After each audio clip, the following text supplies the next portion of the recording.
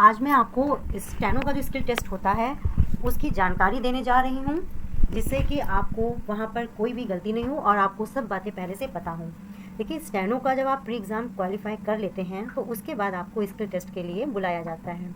जब आप skill test के लिए वहाँ जाते हैं तो आपको डिक्टेशन दी जाती है। डिक्टेशन आपकी डिफ़ॉल्ट में इंग्लिश रहती है। आपको अगर हिंदी चाहिए होता है तो आपको पहले ही फिल करना होता है, बताना होता है, अदरवाइज़ बाद में चेंज नहीं होता है। इसलिए आप जब अपना फॉर्म भरें तो स्किल टेस्ट का माध्यम ज़रूर फिल कर दीजिएगा ध्यान से कि आपको इंग्लिश चाहिए या हिंदी चाहिए।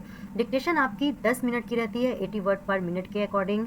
आपको जो टाइमिंग मिलता है, इंग्लिश के लिए आपको 50 मिनट मिलते हैं और हिंदी डिक्टेशन को ट्रांसक्राइब करने के लिए आपको 65 मिनट मिलते हैं, जिसमें आपको टाइप करना होता है अपनी आउटलाइन को। अब हम आगे बात करते हैं कि टाइपिंग करने के बाद आपको क्या याद रखना है। तो वो है टाइपिंग एरर, क्योंकि ये बहुत ज़रूरी है कि आप कितनी एरर कर रहे हैं जिससे कि आप डिस्क्वालीफाई नहीं हों। यूआर कैटेगरी, जनरल कैटेगरी के लिए 5 to 7% तक मिस्टेक अलाउड होती है और रिजर्व कैटेगरी के लिए 10% तक मैक्सिमम मिस्टेक अलाउड होती है। जस्ट क्वालिफाइंग नेचर का रहता है आपका। इसमें कोई भी फाइनल मार्क्स ऐड नहीं होते हैं। इसके आपके मार्क्स जो होते हैं वो प्री के ही ऐड होते हैं। आपको इम्पोर्टेंट बातें याद रखनी होंगी, जैसे आपके पास कोई मोबाइल फ़ोन, इलेक्ट्रॉनिक डिवाइस नहीं होनी चाहिए और नोटबुक आपके पास खुद की नहीं होनी चाहिए। नोटबुक आपको वहाँ से ही मिलेगी और वो वहीं पर सबमिट भी हो जाएगी।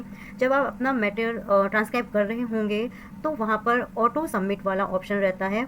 जैसे ही टाइम हो जाएगा वो आपका मटेरियल ऑटो सबमिट हो जाता है। अब हम बात करते हैं एरर की कि क्या क्या चीज़ें एरर में कंसिडर की जाती हैं। तो सबसे पहले आप अगर वर्ड के बीच में सिंगल स्पेस की जगह डबल स्पेस देते हैं वो आपकी एरर मानी जाती है। स्पेलिंग मिस्टेक, कोई वर्ड छूट जाता है या पंक्चुएशन, पैराग्राफ आपका रह जाता है, गलत पैराग्राफ आप बना देते हैं, वो मिस्टेक में माना जाता है। या ऐसा वर्ड आप टाइप कर दें जो नहीं बोला गया है, वो भी एरर में माना जाता है। आपको डिक्टेशन देने के लिए उससे पहले 1 मिनट का डेमो ऑडियो दिया जाता है, जिससे कि आप सुनने की प्रैक्टिस कर सकें। उसके बाद आपका फाइनल टेस्ट डिक्टेट किया जाता है, जिसे आपको कंप्यूटर में ट्रांसक्राइब करना होता है। इतनी सारी बातों का आप ध्यान रखते हुए आप अपना स्किल टेस्ट देने जाएंगे तो आप ज़रूर सफल होंगे। Thank you.